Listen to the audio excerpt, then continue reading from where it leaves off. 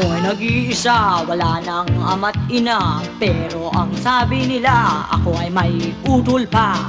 Pero pansamantala, ang aking ate at kuya, mga tambay at barkada. Ha! Ako ay tagapagmana, isang unika iha. But it's very hard pala kung ikaw ay nag-iisa. If I had a baby sis, I will give her my bloody best. Will always be magkakasama. Alay! Ano ba ka? Ang buhay ko, naku ay talaga.